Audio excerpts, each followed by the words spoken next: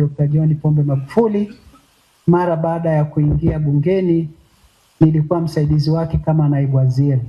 Yaliyosemwa mengi sitaki kuyarudia, lakini nachotaka kusema tu namna ambavyo tulifanya kazi naye. Alikuwa ni mtu kwanza wa kazi, alirudisha nidhamu kazini. Watu wengi walikuwa legelegi katika sehemu za kazi, ilibidi wafate kila alichokuwa anasema kwamba hapa kazi tu. Kwa kila mmoja aliyepewa fursa kufanya kazi alijitahidi kuhakikisha kwamba anafanya kazi kulingana na utashi na matakwa ya yule aliyemteua. Lakini pia hakupenda kuonewa kwa watu, hasa wale watu wa chini. Nadhani kwa sehemu kubwa alipenda sana kuwazungumzia watu wa chini hawa ambao walikuwa wamesaulika, machinga, bodaboda na watu wengine. Na alipenda kusema ya kwamba taifa hili ni tajiri. Kwa hiyo kama taifa ni tajiri, hatuna sababu ya kulia umaskini kila leo. Kasema utajiri wa nchi hii ni mkubwa sana, lakini pengine haujaweza kuratibiwa vizuri. Na alifanya kazi kwa muda mfupi, tukaona namna ambavyo taifa limeweza kukua kiuchumi kama ambavyo Mpina ameyazungumza. Lakini jambo lingine ambalo alikuwa nalo katika mazungumzo, alikuwa hataki kusikia uongo. Usiende pale kama kiongozi unapeleka uongo, atakurudisha. Na unaweza ukaenda na jambo la ukweli, lakini pia atataka challenge ili uweze kusema vizuri. Naweza kutoa mfano mmoja mdogo tu. Tuna kawaida unapokuwa kiongozi, anapokuja kiongozi wa juu, unatakiwa umpe picha ya eneo analokwenda kuzungumza na wananchi. Unamwambia kwamba hapa kuna changamoto 1, 2, 3. Jambo la kwanza atakuuliza, wewe kama kiongozi umefanya nini ili kutatua hilo? Kwa hiyo unataka mimi nikufanyie kazi yako. Lakini hapo hapo anataka ajue hali ikoje. Kwa hiyo ukipata challenge ya namna hiyo, wakati mwingine unapata woga. Sasa hivi nikimwambia labda atani blast, aseme kwa nini wewe umeshindwa. Lakini alikuwa ni mtu ambaye anapenda ukweli, na unachomwambia lazima kiwe cha ukweli na kwa wakati wowote akikuhitaji.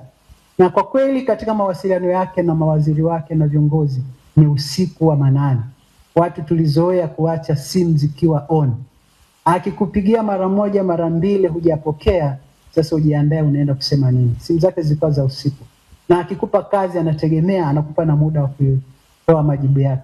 Na alikuwa haangalii kwamba wewe ni waziri au ni naibu waziri. Jambo akitaka liende kwa naibu waziri linaenda, akitaka liende kwa waziri litakwenda. Kwa alikuwa ni mtu ambaye anamwamini mtu katika kazi ambayo anamtuma, na anakuwa ni mtu wa ufuatiliaji sana. Aliangalia zaidi miundombinu ambayo ingeenda kunyanyua uchumi wa taifa hili. Mpina ameisema yote. Kwa sababu kama rais lazima uone ni namna gani taifa litasonga mbele.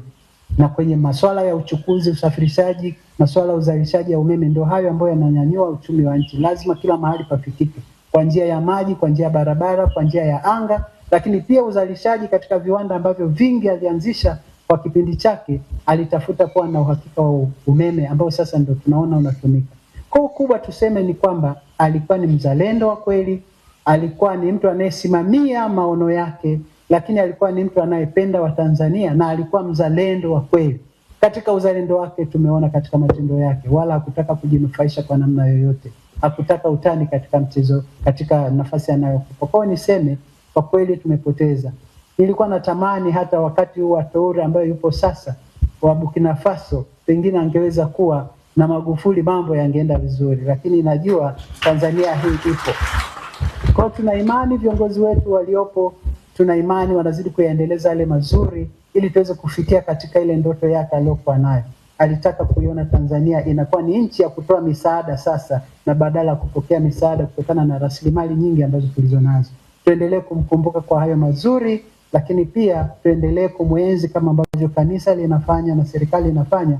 Hapo tutakuwa tunaishi naye katika mioyo yetu, lakini tukithamini zaidi kila alichokitamani, kuiona Tanzania ambayo inashamiri na Tanzania inakuwa ni nchi inayojitegemea na sio utegemezi. Tumsifu Yesu Kristo. Asante kwa nafasi.